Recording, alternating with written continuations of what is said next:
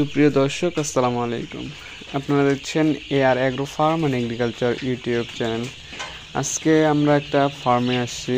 আপনারা দেখতে পাচ্ছেন এই যে ফার্মের সোনালী মুরগি। এই কিন্তু সোনালী মুরগি এই ফার্মে গাম্বুরো ভাইরাসে অ্যাটাক করছে। মানে আপনারা বুঝবেন কিভাবে ফার্মে গাম্বুরো ভাইরাসে অ্যাটাক হয়েছে না কোন ভাইরাসে অ্যাটাক হয়েছে এবং গাম্বুরো ভাইরাস যে ধরছে, এই গাম্বুরো ভাইরাসের মানে লক্ষণটা কি, এটা কীভাবে চিনবেন? আমি আপনাদেরকে একটা মুরগি দেখাচ্ছি। দেখতে পাচ্ছেন, এই দেখেন একটা মুরগি, এটা কিন্তু গাম্বুরো ভাইরাসে আক্রান্ত একটা মুরগি। গাম্বুরো ভাইরাসে আক্রান্ত মুরগি দেখেন কীরকম ডানাগুলা শিউরে উঠছে, মাথা ঝিমাচ্ছে মনে হচ্ছে, এবং পায়খানা শরীরটা বিভিন্ন জায়গায় কাঁপতেছে। এবং দেখেন পায়খানাটার সময় সাদা এক ধরনের ঘোলাটে মানে চুন যে থাকে, চুনের মতো ফেবড়ি একটু মানে পায়খানা করতেছে।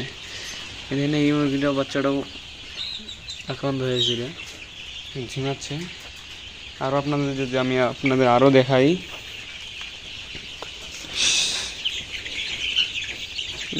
মুরগি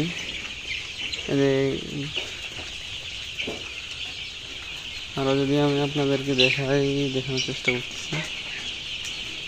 এই দেখেন বিভিন্ন জায়গায় মুরগি মরে কীভাবে পড়ে আছে। দেখেন মুরগি একদম কোনো সমস্যা নাই, মরে পড়ে আছে, মুখ দিয়ে পানি বেরিয়েছে। এই পায়খানা দেখেন, পায়খানা কীরকম একদম সাদা চুনের মতো পায়খানা করছে। মূলত এই গাম্বুরো রোগের এইটাই লক্ষণ। যখন ধরবে, যদি তাড়াতাড়ি এক্সাক্ট চিকিৎসা না করেন, মুরগি টিকাইতে পারবেন না। প্রথমেই প্রপারলি চিকিৎসা দিতে হবে। এর জন্য আপনারা মূলত বিভিন্ন ধরনের চিকিৎসা দিতে পারবেন, তবে আমার চিকিৎসার থেকে আপনার ভেটেরিনারি ডাক্তারের কাছে গিয়ে চিকিৎসা নেওয়াটা অনেক উত্তম হবে। আমি যদি আপনাদেরকে আপনাদের দেখাই, তো দেখতে পাচ্ছেন এগুলো হচ্ছে, এই যে কয়েকটা মুরগি হচ্ছে, দেখেন ঠেলে নড়তেছে না, দেখেন কীরকম একটা অবস্থা, ঝিমাচ্ছে সব। এগুলো সবগুলোই হাঁটতে পারতেছে না, ঝিমাচ্ছে, হঠাৎ মৃত্যুবরণ করতেছে। এবং পায়খানা মেইনলি হচ্ছে পায়খানাটা ক্লিয়ার হচ্ছে না। পায়খানা ক্লিয়ার না হওয়া পর্যন্ত হবে না।